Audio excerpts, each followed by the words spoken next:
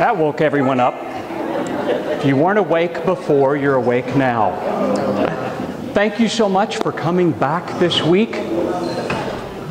We're going to really get to some nuts and bolts these next 3 weeks. Father Danny was mentioning a little while ago how he was looking forward to that, because last week we really just looked at the life of Ignatius and some of the hallmarks of his spirituality. But these next 3 weeks, we're going to have a handout that you can take home. We're going to have some practical tools and techniques for you to bring into your personal prayer time that will hopefully be really helpful. And not just things for in prayer, but even a very special tool for outside of prayer that will bring a continuity to what you and God are talking about. So let's go ahead and we'll have a prayer and we'll dive into things, okay?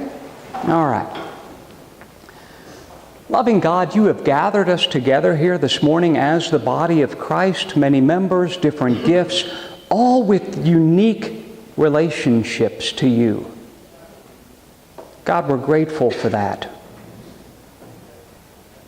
We pray that your Holy Spirit will open up our hearts and our minds, that we might hear and understand one another and you during this time, that we might find encouragement in your Son and through the teachings of Ignatius of Loyola and through the example of his life.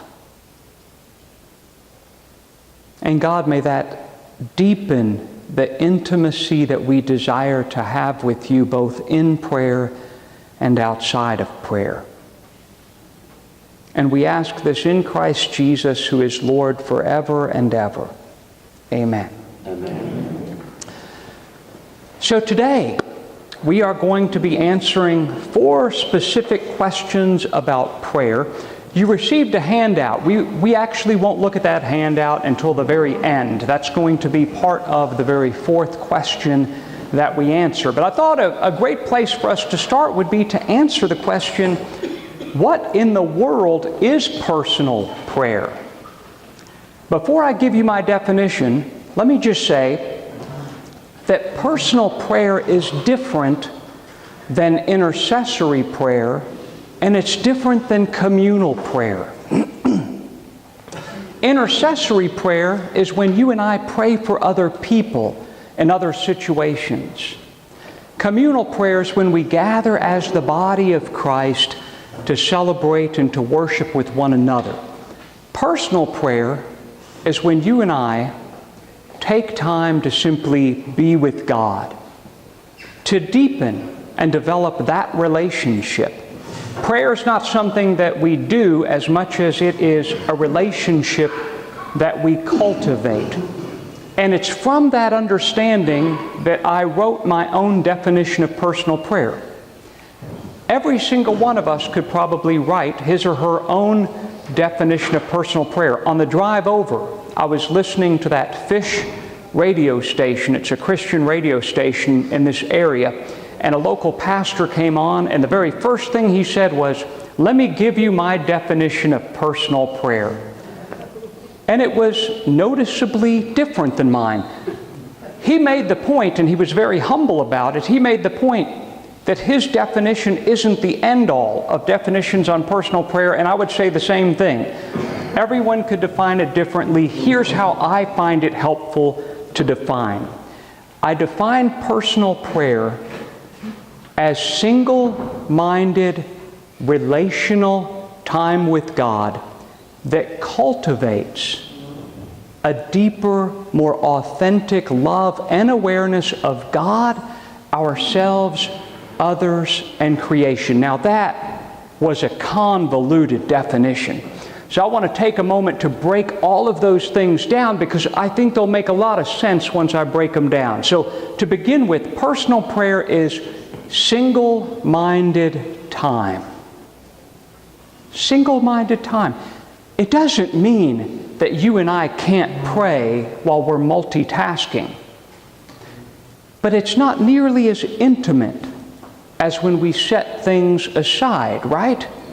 So you and a spouse can be watching your favorite TV program and you can be carrying on a conversation, But sometimes conversations are so important, are so deep, that the TV needs to be turned off. The laundry needs to stop. The conversation maybe can't even happen while driving in a car because it's such an important time with one another. That's how personal prayer should be most of the time, where it's single-minded, where it's the only thing that we have going and that we're not multitasking. Now, I will say, of the people whom I get to serve as a spiritual director for, some of them have a lifestyle that doesn't seem to connect with having single-minded time with God each day. Maybe that's a young mother of 3 kids who also works, and she's trying to juggle all of it, and she finds that the only time that she can really connect with God is in the car while she's driving. God still appreciates that and absolutely loves it. It's where we're at. I've got another directee who's a pastor of a large church.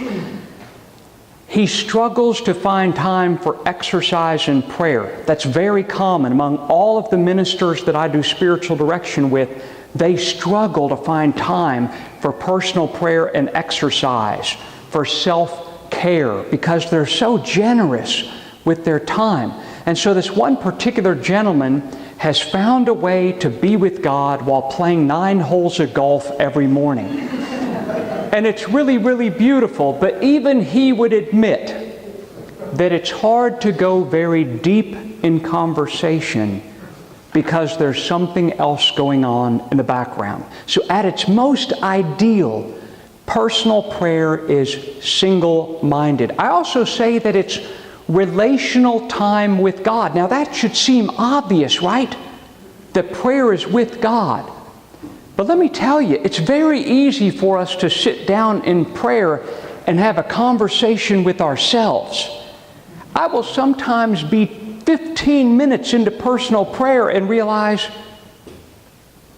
oh, I never took time to even be aware that God was here and to be aware of how God was with me in this moment. I just launched right into some scripture passages and mulling over them, and it became a conversation with myself. In the Catholic Church, one of the most popular forms of personal prayer is called Eucharistic adoration, where Catholics will go and sit in front of the Eucharist and spend time in prayer. And I remember years ago hearing a man say, most Catholics go to Eucharistic adoration and spend an hour adoring themselves. He was just reverencing the fact that it's easy for us to go into prayer and make it all about us, to become distracted with what's around us and not let it be relational time with God. Now, Ignatius is going to offer us a technique in a little while that will help with that. So personal prayer is single-minded relational time with God that cultivates a deeper, more authentic love and awareness of God, ourselves, others, and creation. That's a simple way of saying, if we're spending time in personal prayer, we are going to become more and more the image and likeness of Christ that God created us to be in such a way that it bears good fruit. And I'm going to say more about that in just a moment. Let's hop to the next question here. What is the right way to pray? I'm going to answer this question in a twofold way. The first answer is, there is no right way to pray. And in fact, I would suggest that if anyone tells you that there's a right type of prayer and a right way to pray, that person is still operating out of the ego pretty heavily, and we need to be suspect of that. Because our relationship with God is completely, wholly, unique and personal. It's not going to be the same exact thing for all of us. Now, we can glean some different techniques and styles from different people as part of helping us to relate with God and to hear God. but there's not going to be some right way. I'll be very honest. The most common expression of ego among many of my directees when it comes to style of prayer are the ones that begin to toy with contemplative prayer. That style of prayer where we sit and we do nothing but listen. Many of you are familiar with this style from St. John of the Cross or Teresa of Avila, Thomas Merton. Richard Rohr is a big fan of it now. I'll have directees come in and say things that are very subtle, but say things like, "Oh, I'm beginning to do a better type of prayer," or "I want to try this other style of prayer because it's a better way to connect with God."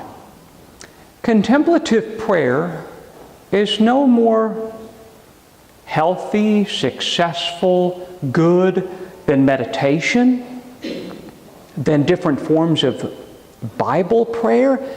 The key is what style of prayer resonates with our hearts and leaves us feeling a deep connection with God that helps us to hear God, to speak to us. Now, I remember in seminary many, many years ago, I learned about contemplative prayer, and I was one of those egos. As soon as I read about contemplative prayer, I thought, this is it. This is what I need. And I remember going to my spiritual director and saying, "I'm going to practice contemplative prayer, and I think I'll have it down by the end of the semester." And being a good spiritual director, he nodded his head. He nodded his head in a funny way. It looked more like a bobblehead. So he sat there going, "Okay, Tom, that's great. Let me know how it goes." Well, it didn't go anywhere, okay? It didn't go anywhere. Contemplative prayer is a very challenging style of prayer, and it's not one that I use every day, but just moments that I feel drawn to it. It's one of the tools in the spiritual toolbox for my relationship with God. So is there a right way to pray? There's not. Some of you might spend personal prayer time doing what we might call rote prayers, like the Lord's Prayer. Maybe that's deeply comforting. Or doing what they call a chaplet, where you use a mantra, a repetitive prayer, to draw you into quiet. Maybe some of you do a different style of Bible meditation, or many of you might practice contemplative prayer, which is absolutely beautiful. It doesn't matter what the style is. However, and here's the little footnote to that, is there a right way to pray? On one level, there is, which is the next question here. Is my prayer successful? So if we're going to talk about a right way to pray, we do have to ask the question, is my prayer successful? Because if we're praying in a way that's not successful, then it's probably not good prayer. Now, I'm using the word successful because that's the ego word. But what does that really mean? It means our prayer needs to be fruitful. If our prayer's not fruitful, then we aren't praying the right way. And we need a spiritual director or a good friend or a pastor who can help us to really sift through what's not helpful in our prayer time. What is it that's causing us to not feel that connection with God in a way that bears good fruit? What do I mean by fruit? What I mean is that not so much during prayer time, but outside of prayer time, we're beginning to grow, or we're growing deeper in things like the Beatitudes,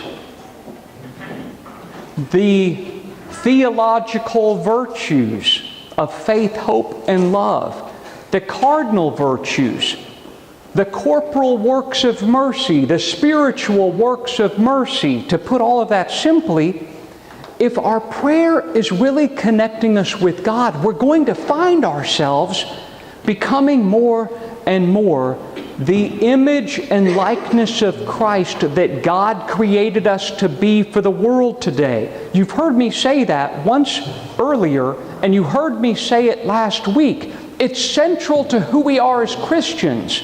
that the God of the universe created each of us to be a unique, particular image and likeness of Christ for today. If our prayer's not helping us to do that, then we might be spending 15 minutes adoring ourselves. We might be talking simply to ourselves. We're not connecting to the living God. Now I'll say that's all of us at different points. Because prayer is relationship, it's that roller coaster that we spoke a little bit about last week. It's relationship. There's going to be some ebb and flow, some ups and downs, consolations and desolations. But if we ever find ourselves pervasively feeling disconnected during prayer, and outside of prayer we're finding ourselves meaner, less patient, more judgmental, that needs to be a red flag from God, getting our attention to readjust some things. It happens to all of us. Hopefully most of us notice the red flags sooner as opposed to later. So let's dive now into the structure of prayer, because that's what I want to spend the majority of this time on. The structure for personal prayer that I'm going to offer is on this sheet. Okay, I go into it in great depth in my book, but I want us to have an opportunity for some Q&A, some opportunities to talk about it using some different examples. The structure that I have here is mostly from Ignatius of Loyola. When it's not, I'm going to go ahead and point that out to you so that you know, ooh, this came from Tom Elliott. I might want to throw this right out. Ignatius recommends that we begin personal prayer by reverencing the presence of God. This is what I mentioned earlier.